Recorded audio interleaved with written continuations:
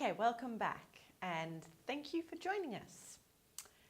So we want to talk a little bit more about work and particularly look at some of the perspectives. So at least from a communist or a socialist perspective, we're talking about work as a means of contributing back to the state and contributing back to society and helping us function and survive. It was capitalism and when capitalism came along that made our work change significantly in society and its roles. So, you know, with the growth of capitalism and a capitalist democracy, particularly out of the US, work became a tool for social advancement. And we carry on these themes here in Australia, where if you work harder and you work longer, you'll climb that corporate or social hierarchy and that corporate ladder, and therefore work becomes the means of being rewarded financially, and that provides the impetus for us to pursue our leisure, our enjoyable pursuits, have the bigger house, have the bigger holiday, and have all of those better lifestyle choices, if you like. So work in a capitalist society leads to a focus on work, and hence why we find ourselves in the 21st century with this very strong social push and focus on employment and our work. So we have this drive and this need to work. And no surprises that a lot of the literature and a lot of the research in this particular space argues that with job satisfaction and work satisfaction will be indicative of or a predictor of your overall life satisfaction. So the two are very much inextricably linked. The concept behind capitalism is that if you're working harder and you work longer, that this is good and therefore that will be rewarded and it's the right thing to do. So we work hard in this life and we'll be rewarded in the afterlife. But we find that with modern society, with some of the social changes, with some of the awareness that we have these days, our focus on work is changing and therefore our lifestyles are changing, which obviously comes with a number of social implications. So when we look at this focus that we've had on work in particularly contemporary society, we know that it provides us with financial rewards and monetary benefits, that it shapes and defines a large part of our self-concept and our identity, as well as, like I said, our overall life satisfaction.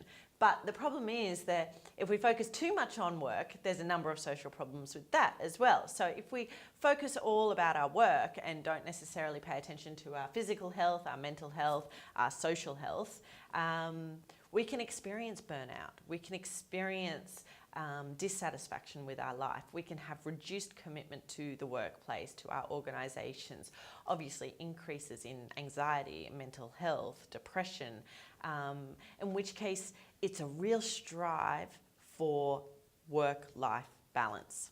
If there's an answer, I'm not entirely sure, but there's a number of key lead researchers, even within this institution, that have the pursuit of that very question. So if we're actually looking at our work life, where does this actually come from? And sometimes it is important to look back at previous generations and look back throughout history in order to understand where we've come from, in order to know where we're going to. So if we look back at post-industrial revolution, or even, you know, before that, when we look at where that work ethic originated, it originates in both Protestant and Confucian philosophies. So when we look at how the Greeks or the Romans used to philosophize about life and work and the pursuit of leisure, it was really this work-leisure duality that came about with the Industrial Revolution that saw our lives being split into two spheres. So no longer was it that we work to live and we live off the land and that we are all managing our own farms and our own lifestyles and families. That Industrial Revolution saw the difference between how we spent our time, both at work and then in non-work. So it was really a concept of dividing our time. And certainly when we look at the history of Australia, Australia was the first country in the world to introduce the 8-hour working day, or the 40-hour working week. This revolutionised our work time because we would have 8 hours of work, then 8 hours to rest and recover with our sleep, and then 8 hours for recreation. And our days started to get divided into these 8-hour blocks. move forward today and we see that this distinction between work and life is no longer so separate, that really they overlap and are intertwined with one another. So the process of mutual influence between work and life domains is no longer distinct, it's actually overlapping. So work-life balance is the individual perception that work and non-work activities are compatible and promote growth and in accordance with an individual's life priorities. This is where we're looking for satisfactory fit. So it's a fit between a person's multiple roles that they have in their lives. How are you going to juggle being a parent, having a spouse, being in full-time work, potentially studying on the side? Maybe you have a carer role or responsibilities. Hopefully you have some kind of social life. Hopefully you look after your physical and mental health and take some time for wellness or meditation or exercise. Is there enough hours in the day? I know I certainly have a struggle in this particular space. Sadly enough, as far as the institution of work is concerned and as social forces are concerned, this focus on maintaining a balance between our work responsibilities as well as our responsibilities at the home has traditionally and even currently only focused on a couple of areas, and that tends to deal with child rearing issues or carer duties, particularly childcare. So this whole strive between work-life balance is still a little bit biased towards the child and the influence that children have on society. Further from that, looking at this work-life balance, there are three components to actually striving towards having good quality work and good quality health or lifestyles. This is an area around establishing a time balance, an involvement balance, and a satisfaction balance. So your time balance is really about the number of hours you're assigning to work and non-work roles, which we can work out pretty easy, assuming that we all work like robots. And I don't know about you, but certainly for me, sometimes when I need to work and write is when I experience writer's block. So that time commitment always needs some flexibility. Likewise, our involvement balance is just about the level of psychological involvement or commitment you have to your work and non-work roles. Now, I know a number of you should be able to relate to this because I need you all to find that psychological involvement in your studies. Your studies are now your full-time work, and without that psychological investment and commitment to your work, i.e. your study, it's going to be very hard for you to stick with this. So you need to find a personal commitment to pursuing your education in order to achieve your work aspirations. And finally, you've got to have satisfaction with it. So your satisfaction balance relates to the level of satisfaction you have with your work and your non-work roles. If you're not satisfied in your work and the pursuit of your work, it's not going to last. It will inevitably catch up with you. So you need to find satisfaction in what you're doing, how you're changing the world. Are you helping people? Are you getting that, that improvement in your life from your work?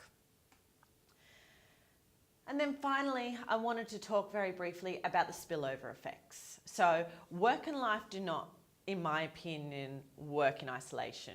There are going to be times where you are challenged to bring some of the pressures that you experience at home into work, and likewise, our work is always going to spill over into our personal lives. Now, this can be regarded as a positive spillover effect or potentially a negative spillover effect. So if we're talking about a positive spillover, this is where we see that the skills and the qualities and abilities that we have at our work can transfer or develop with time into our personal lives.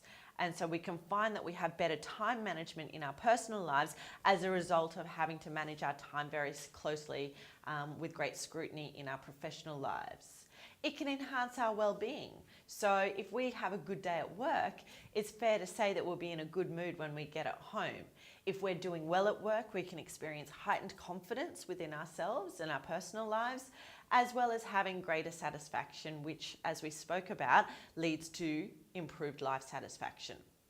However, there are potential negative spillovers. So when we're finding that our work is having this negative influence or this, detrimental effect on our lives, that negativity from work can most certainly have a negative spillover effect onto our personal lives, whether this is with regards to time constraints and time issues, whether this is about fatigue and exhaustion, that we're putting so much of ourselves into our work, there's absolutely nothing left in the tank for our family, for our friends, or even for ourselves and our own well-being.